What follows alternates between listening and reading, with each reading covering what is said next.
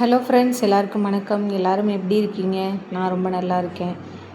மறுபடியும் ஒரு long video, ஒரு கேப்புக்கு அப்புறம்.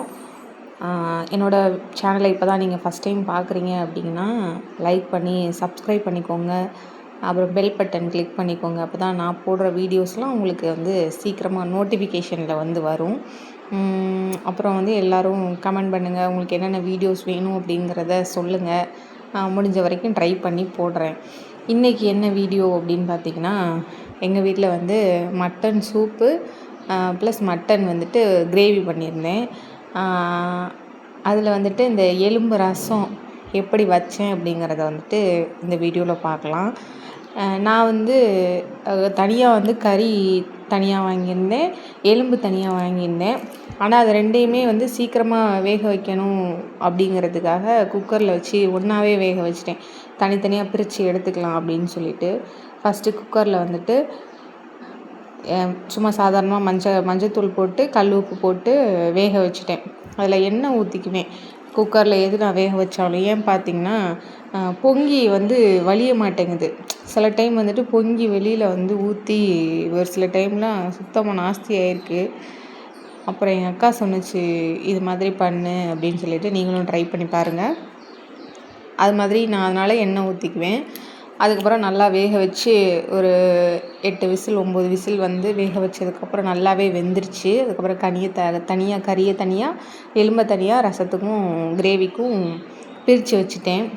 பிரித்து வச்சுட்டு அதுக்கப்புறமா எலும்பு எப்படி பண்ணுறேன் ரசம் அப்படின்றத பார்க்கலாம். பட்டை, அந்த தாளிப்பு ஜாமான், சோம்பு, அது எல்லாத்தையும் போட்டுட்டு அதுக்கப்புறம் பச்சை மிளகா, நம்மளோட காரத்துக்கு ஏற்ற மாதிரி. நான் காரம் பெரும்பாலும் சுத்தமாகவே சாப்பிட மாட்டோம். நான் சாப்பிட மாட்டேன். இப்போ என் பையனுக்கும் அது மாதிரி காரம் சாப்பிட்றதில்ல. சுத்தமாக காரமே இல்லைனாலும் சாப்பிட்ருவோம். ஆனால் காரமாக இருந்துச்சு, ரொம்ப காரம்னா சுத்தமாக சாப்பிடவே முடியாது. காரமே இல்லைனாலும் சாப்பிட்ருவோம். சில பேருக்கு உனக்கையாக சாப்பிட்ணுன்னு நினைப்பாங்க காரத்தோடு. நமக்கு அப்படிலாம் இல்லை.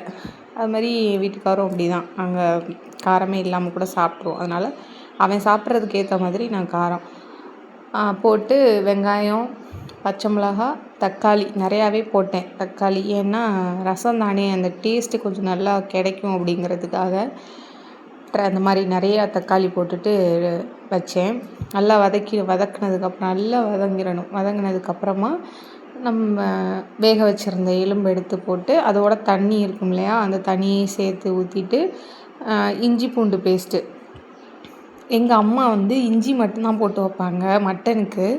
சிக்கன்னா தான் இஞ்சி பூண்டு சேர்த்து போடுவாங்க. ஆனால் நான் இஞ்சி பூண்டு இது ரெண்டுமே போடுவேன். எங்கள் அம்மா சொன்னாங்க. இஞ்சி மட்டும் எங்கள் அம்மாட்ட தான் ஃபஸ்ட்டு கேட்டேன், அம்மா எப்படிம்மா வைக்கணும் எலும்பு ரசம் அப்படின்னு சொல்லிட்டு சொன்னாங்க. இஞ்சி மட்டும்தான் போட சொன்னாங்க. நான் இஞ்சி பூண்டு சேர்த்தே போட்டுக்கிட்டேன். போட்டு அதுக்கப்புறம் இந்த வேக வச்சுருந்த எலும்பு, அந்த தண்ணி எல்லாத்தையுமே சேர்த்து போட்டு கொதிக்க வச்சு லைட்டாக மிளகாத்தூள் போட்டுக்கிட்டேன். ஏன்னா வெறும் 2 பச்சை மிளகா அது உரைக்குமோ என்னன்றது தெரியல. அதனால் லைட்டாக மிளகாத்தூள் மட்டும் சேர்த்துக்கிட்டேன். நல்லா இருந்துச்சு அப்படின்னு சொல்லிட்டு சொன்னாங்க சாப்பிட்டவங்க எல்லாருமே. வீட்டுக்கார் சொன்னாங்க சாப்பிட்டு நல்லா இருக்குது அப்படின்னு சொல்லிட்டு. அது வரைக்கும் மனசுக்கு திருப்தியாக இருந்துச்சு. சமைக்கிறது சாப்பிட்டு பார்த்துட்டு நல்லா இருக்குது அப்படின்னு ஒரு வார்த்தை சொல்லிட்டா போதும், நமக்கு கையிலே பிடிக்க முடியாது.